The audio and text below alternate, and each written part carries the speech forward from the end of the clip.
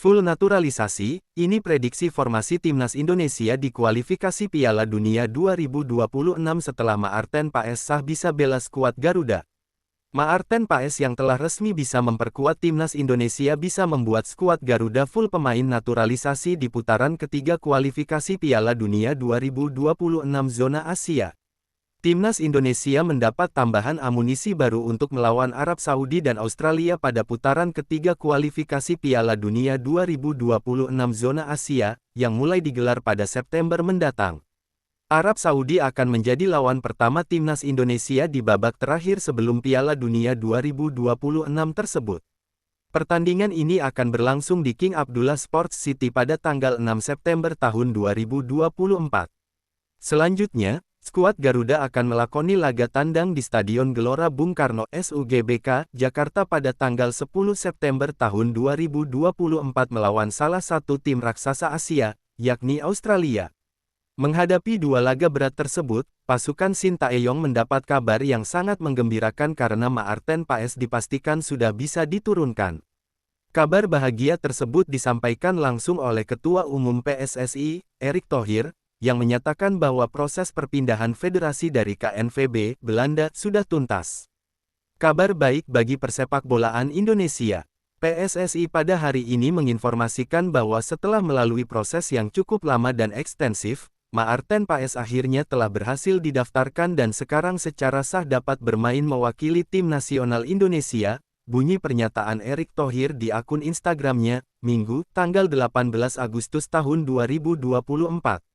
Dengan hadirnya Maarten Paes, maka Sintayong bisa menurunkan full pemain naturalisasi di skuadnya saat melawan Arab Saudi dan Australia pada September mendatang. Di posisi penjaga gawang, Maarten Paes akan menjadi pilihan utama pelatih asal Korea Selatan tersebut. Dia akan menggeser posisi yang selama ini ditempati Hernando Ari Sutaryadi. Menggunakan formasi andalan 3-4-3, trio di lini belakang akan dihuni oleh Jay Izes, Jordi Amat, dan Nathan Chuaon saat bertandang ke markas Arab Saudi. Lalu, pada laga kedua Justin Hubner bisa dimasukkan menggantikan Nathan Chuaon. Maka dari itu, trio di lini belakang bakal mengalami perubahan kecil. Selanjutnya di pos bek kanan, Sandy Walsh bisa dipercaya tampil sebagai starter. Sementara di posisi bek kiri, ada Sain Patinama yang cukup berpengalaman bermain di level elit Eropa. Berlanjut ke lini tengah, duet Ivar Jenner dan Tom Haye menjadi opsi yang bisa dipertimbangkan oleh STY. Keduanya akan bekerja sama untuk membangun serangan sekaligus membendung tekanan lawan. Sementara trio di lini depan, Sintayong bisa memaksimal Kelvin Verdong di sayap kiri dan Rafael Struijk untuk pos kanan. Ragnar Oratmangun bertugas sebagai penyerang tengah. Resmi, Maarten Paes bisa perkuat timnas Indonesia. PSSI memberi kabar gembira bagi pencinta sepak bola Indonesia di tengah peringatan ulang tahun kemerdekaan ke-79 Indonesia. Kabar tersebut adalah kepastian soal Maarten Paes. Kiper berdarah Belanda ini dipastikan sudah bisa memperkuat timnas Indonesia. Kabar gembira ini diungkapkan Ketua Umum PSSI, Erick Thohir, melalui akun Instagram, @erikthohir.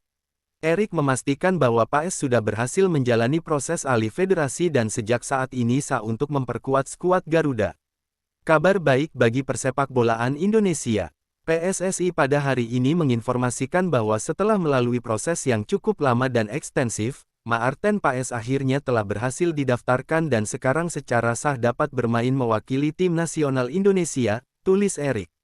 Unggahan Erick ini memupus penantian dan keraguan publik ihwal nasib Paes.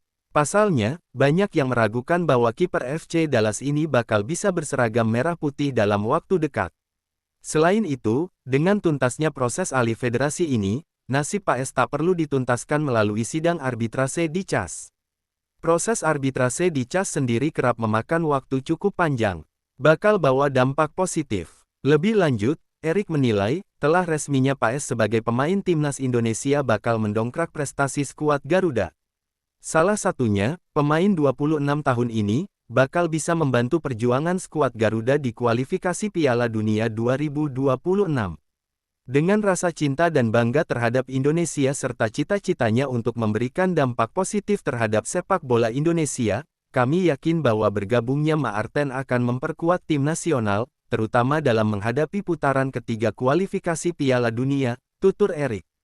Kami menyambut kedatangannya dengan tangan terbuka dan menanti tim nasional Indonesia meraih performa yang lebih baik, sambungnya. Bakal segera bertugas. Kehadiran Pak S juga dipastikan akan melegakan pelatih timnas Indonesia, Shin Tae-yong. Pasalnya, pelatih asal Korea Selatan tersebut sangat membutuhkan tambahan amunisi di sektor penjaga gawang. Pak S sendiri bisa jadi bakal segera bertugas bersama skuad Garuda. Pada tanggal 5 September tahun 2024 mendatang, Indonesia akan memulai perjalanan mereka di grup C putaran ketiga kualifikasi Piala Dunia 2026 di kandang Arab Saudi.